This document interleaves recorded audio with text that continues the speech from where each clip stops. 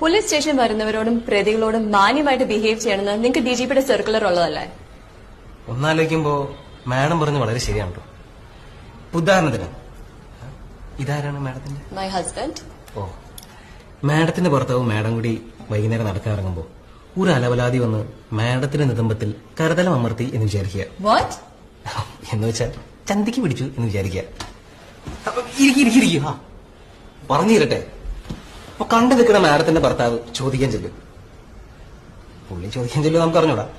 പക്ഷെ മൂക്കിന് നാളെ മീശോളൻ എന്തായാലും ചോദിക്കാൻ ചെല്ലും. അപ്പോ അലവലാതി ചോദിക്കാൻ ചെന്നതേ നിങ്ങളുടെ ഭർത്താവിനോട്ട് കൊടുത്തിട്ടുണ്ടെന്ന് പോലീസ് സ്റ്റേഷനിൽ വരുമ്പോ ഞാൻ ഈ അലവലാതിയോട് ചോദിക്കുകയാണ്, അല്ലയോ മഹാനുഭാവ, താങ്കൾ അന്യപുരുഷന്റെ പത്നിയായ ഈ മഹതിയുടെ നിതംബത്തിൽ കരുതലം അമർത്തിയത് അങ്ങേയറ്റം മ്ലേച്ഛമായ പ്രവൃത്തിയല്ലേ? ഞാൻ താങ്കൾക്കെതിരെ നിയമ നടപടി എടുക്കുന്നതിൽ വിരോധമില്ല എന്ന് കരുതട്ടെ. ഇനിമേലിൽ താങ്കൾ ഇത്തരത്തിലുള്ള കുൽസിത പ്രവൃത്തിയിൽ ഏർപ്പെടില്ല എന്ന് ഞാൻ വിശ്വസിക്കുന്നു എന്ന് പറഞ്ഞ് സമാധാനത്തോടെ വിട്ടാൽ മതിയോ? അല്ല, മാഡത്തിന് അത് മതിയായിരിക്കും. പക്ഷെ സാധാരണക്കാരൻ ഇവനിട്ട് 2 ഇടി കിട്ടണമെന്ന് ആഗ്രഹിക്കും. ഇമാതിരി ടീമിന് എന്റെ കൈ കിട്ടിയ ഞാൻ അടിക്കും, നല്ല ഇടിയിടിക്കും. നിങ്ങൾ എന്താണെന്ന് വെച്ചാൽ ചെയ്തോ. ഞാനേ പള്ളിയിലച്ഛനല്ല, പോലീസുകാരനാണ്. പിന്നെ പോലീസ് സ്റ്റേഷൻ വരുന്നവരോടും പ്രതികളോടും മാന്യമായിട്ട് ബിഹേവ് ചെയ്യണമെന്ന് നിങ്ങൾക്ക് ഡിജിപിയുടെ സർക്കുലർ ഉള്ളതല്ലേ? ഒന്നാലോചിക്കുമ്പോ മാഡം പറഞ്ഞ് വളരെ ശരിയാണല്ലോ. ഉദാഹരണത്തിന് ഇതാരാണ് മാഡത്തിന്റെ?